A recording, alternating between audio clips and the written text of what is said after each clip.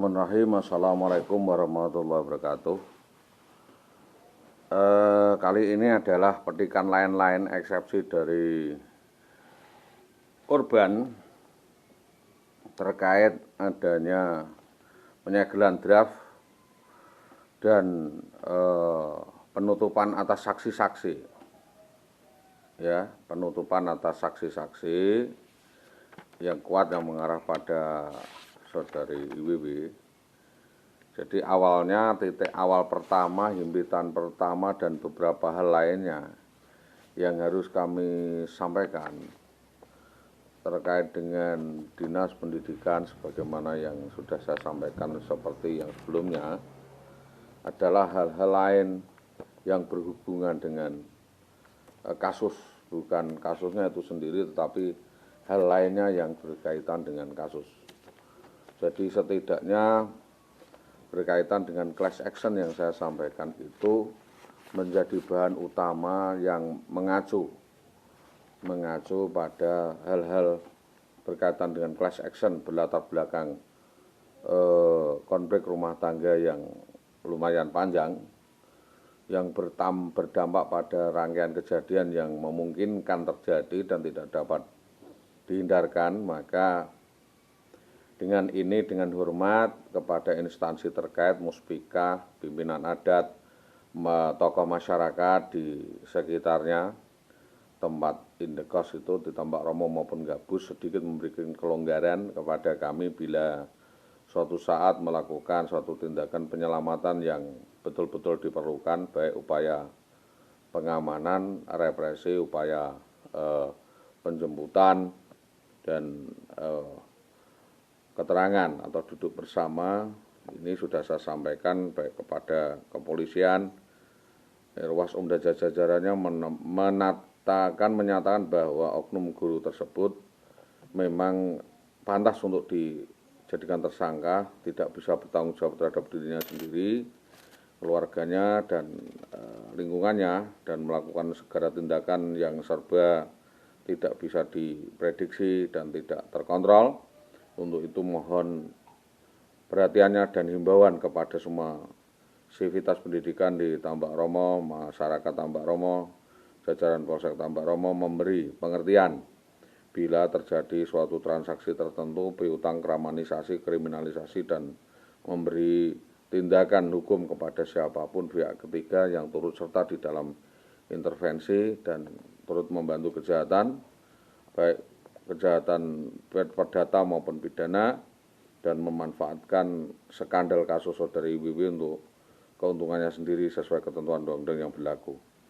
Ini saya sampaikan kepada sama pihak bahwa keterangan saya tentang kepribadian atau rekap kasus ini sudah jelas bagaimana yang ditindaklanjuti dalam class action menurujuk pada skep bahwa klien memang sudah lari dari rumah sejak 11/11/2011 dan ingkrah. Yang kedua, memang melakukan pengkhianatan kepada suami dan keluarganya, melarikan diri dengan laki-laki lain dengan unsur lainnya yang mengarah perbuatan pidana.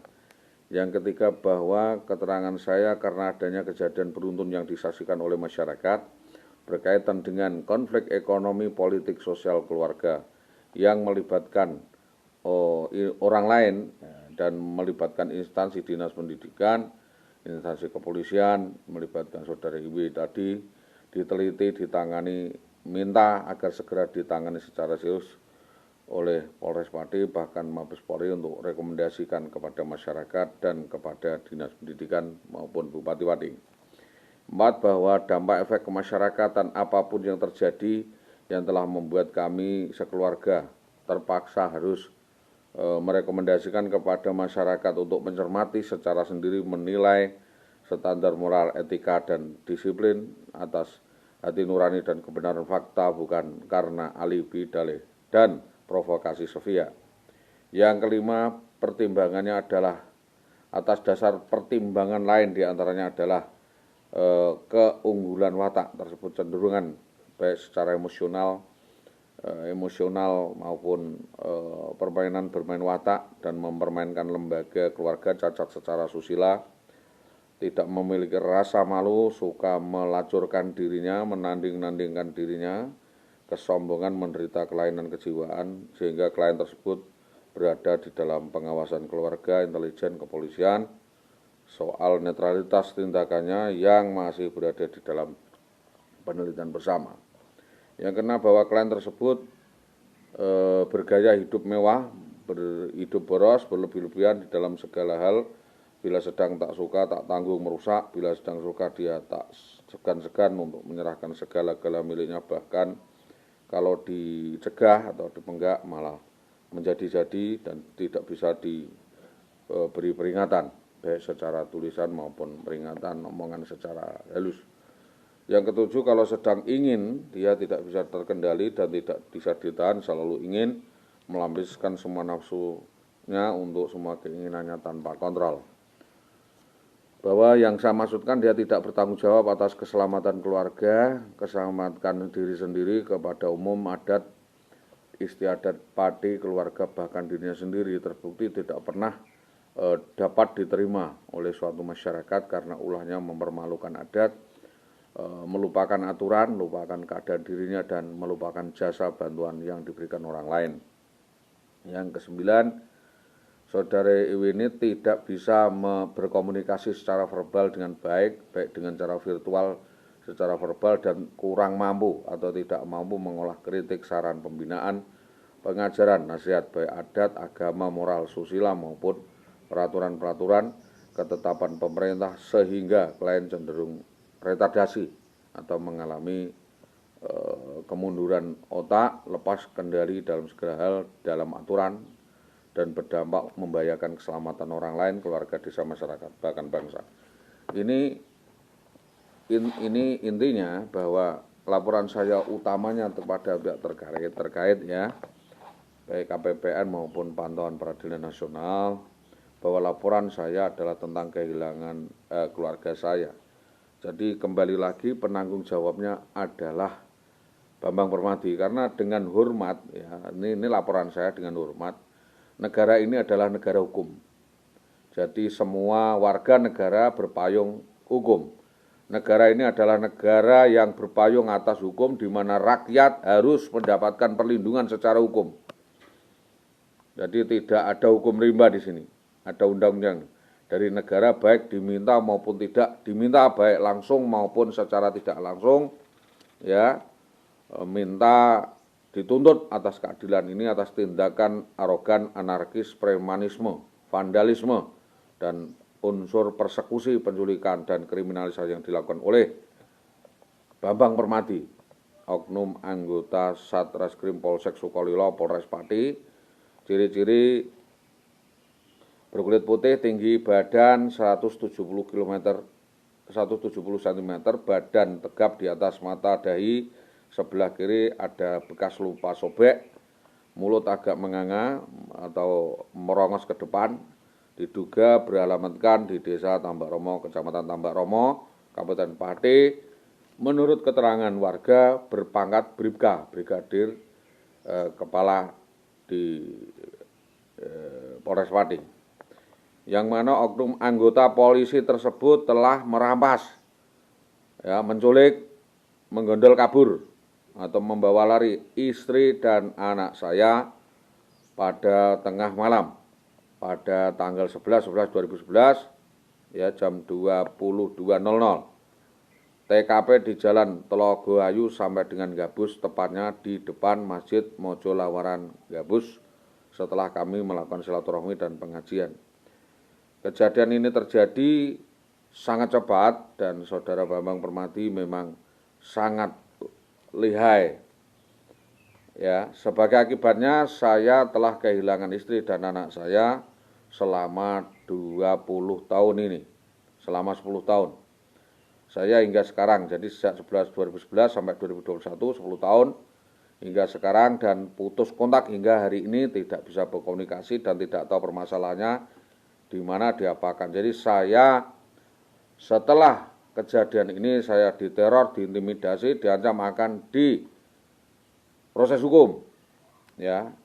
Jadi diancam akan dibunuh bahkan bila melaporkan kasus ini kepada yang pihak yang berwajib atau berwenang, namun hal ini sampai sekarang kita tidak tahu tindak lanjutnya. Bahwa saudara Bambang Permati juga hendak membunuh anak dan istri saya jika saya melaporkan kepada yang berwenang. Perlu diketahui semua pihak bahwa istri saya atas nama Indah Wahyu Widiawati, AMAPD, seorang guru SD 03 Tambak Kromo, umur 37 tahun, dan anak saya atas nama Hilda Fitria Ayu Desmayanti, 11 tahun, kelas 4 SD. Maka himbauan saya sehubungan dengan apa yang saya sampaikan tersebut, harusnya sampai dengan hari ini kami meminta keadilan dan tanggapan serius dari berbagai pihak terkait untuk dapat mensikapi, menindaklanjuti kasus oknum aparat Polres Pati yang menculik dan mencoreng citra dan nama baik Polri, berkenan menghukum anak buahnya tersebut dan memberi tindakan sesuai hukuman yang berlaku di Indonesia. Demikian, atas dukungan dan kerjasamanya kami sampaikan terima kasih. Itu ya, ada kaitannya bahwa saya juga mengirim surat kepada pihak-pihak terkait, apakah apa yang saya sampaikan ini menjadi bukti upaya penyelesaian kasus atau tidak. Yang jelas kami menunggu beberapa hal yang lainnya agar supaya kasus ini dapat dikembangkan. Dan sama sekali saya tidak mau kehilangan istilahnya jejak, karena ini ada jejak daripada jejak digital yang sudah sampaikan di media atau di Facebook, bahwa semua kejadian yang saya sampaikan ini saksinya banyak sekali, baik di Winong maupun di Tambak Romo. Bahwa dalam pemeriksaan surat yang saya sampaikan, mohon dapat segera diproses, ditindaklanjuti, diklarifikasi kepada kami, dan kami menunggu panggilan, karena justru yang kami inginkan adalah panggilan itu agar bisa dapat pihak-pihak itu mempertanggungjawabkan, termasuk IWW untuk mempertanggungjawabkan kelakuannya kepada masyarakat, kepada kami, yang intinya apakah benar-benar perbuatan yang dilakukan itu melanggar hukum atau dapat diproses hukum, karena itu delik aduan. Karena sejak awal indikasi saudara IWW ini berbuat mesum yang dilakukan dengan sejumlah laki-laki itu benar tidaknya adalah kepolisian yang mendalami sebagaimana rumor yang berkembang di Kecamatan Winong sebelumnya. Jadi kepada Bapak Sunarto SPD, yaitu kepala sekolah setempat yang mestinya menjadi tempat bulan-bulanan upaya perselingkuhan tersebut, bahwa menurut kepentingan penyidikan dan penuntutan berantutnya tidak memerlukan lagi pemeriksaan kedua. Jadi saya merasa hanya diajak untuk memberi petunjuk, berdiskusi. Saya tidak tahu bagaimana cara untuk menindaklanjuti, dan yang menyelidiki itu karena kewenangan daripada kepolisian sendiri. Bahwa di dalam kepentingan penyelidikan penuntutan tidak memerlukan lagi pemeriksaan surat, karena apa? Surat sudah lengkap. Satu, penyelidik ini berhak untuk membuka, memeriksa, menyita surat atau apapun yang dikirim melalui kantor pos, jawatan perusahaan, komunikasi, jika benda yang tersebut memberikan alasan kuat dan ada hubungannya terkait dengan perkara tersebut. Apabila yang perkara tersebut ternyata sudah ada hubungannya dengan perkara tersebut, surat dapat dilampirkan sebagai pelengkap berkas perkara 48B ini. Petunjuk lainnya bahwa penyidik dan pro justisia, pejabat penyidik setempat pemeriksaan memang wajib dengan sungguh-sungguh merahasiakan atas kekuatan daripada pembuktian, sumpah jabatan, dan surat bisa dikembalikan. Pasal 57 bahwa tersangka berhak diberitahukan tentang perkembangan kasus yang dilakukan ini. 54, guna kepentingan pembelaan dan tersangka atau terdakwa berhak mendapat bantuan hukum dari seorang atau lebih dari penasihat hukum selama dalam waktu setiap pemeriksaan menurut tata cara yang ditentukan di dalam undang-undang. 56, setiap penasihat hukum yang ditunjuk bertindak sebagai dimaksud ayat 1, termasuk salesman maupun penerjemah, memberikan bantuannya secara cuma-cuma. Jadi penasihat hukum ini bisa bertindak secara cuma-cuma atau pro bono. Pro bono ya. 68 bahwa tersangka dan terdakwa berhak menuntut ganti rugi atau rehabilitasi jika tidak terbukti apa yang dituduhkan. Diatur pasal 891 adalah dalam putusan pra-peradilan yang menetapkan tidak sahnya suatu penghentian penyelidikan, penuntutan yang untuk itu dapat memintakan putusan akhir ke pengadilan tinggi di daerah hukum yang bersangkutan, di mana hal-hal yang akan kaitannya dengan proses hukum itu semua menjadi saksi hidup. Bahwa terdakwa dalam hal ini tidak boleh dibebani pembuktian baru oleh hakim. Dalam arti bahwa pendakwa, pelapor, pengadu mempunyai beban pembuktian namun tidak boleh dipaksakan. Hal yang terbalik selama ini pelapor selalu dijadikan ujung tombak dan kalau tidak ada sesuatu bisa dijadikan tersangka, ini sangat memberatkan. Sehingga banyak tersangka yang terpaksa diam dan menghindari untuk memberi informasi kepada yang berkaitan karena biar semua itu bisa ditangani secara silent atau secara intelijen sebab pembuktian memang ada di kepolisian yang belum ditangani oleh jaksa penuntut umum. Di dalam diktum yang selama ini saya tawarkan berdasarkan akta kompromi dekompromitendo atau prinsip-prinsip berperkara perdata pasal 618 RV dan diktum dekompromitendo yang saya sampaikan pasal 615 pasal _3 RV yang pada prakteknya terkait dengan penyegelan ya atau pemutilasian daripada Al-Azhar ini perlu keterlibatan beberapa pihak yang memang harus atau mau tak mau harus dalam prakteknya ini mengikuti aturan penguasaan atas kepemilikan barang orang lain yang berperkara verset, harus ada perjanjian tertutup atau permediasi mengikat baik melalui kepolisian atau Pemda, inspektorat soal adanya kesediaan wasit, kesadaran untuk mengalpakan atau meniadakan pro bono yang disampaikan di dalam pro justisia dan MOU ya, sudah ada MOU dan pro justisia ini lapor di kepolisian dan MOU di inspektorat tanpa ada keterpaksaan. Jadi ada kesadaran bersama untuk melakukan traktat atau perjanjian tertulis sebagaimana yang disampaikan di inspektorat. Ini mengikat dan harus dipenuhi karena di inspektorat pun kita sampaikan seperti itu, tidak bisa penyaluran hak itu dilakukan secara tidak jelas selama masih dalam proses, harus ada titik pendulumnya.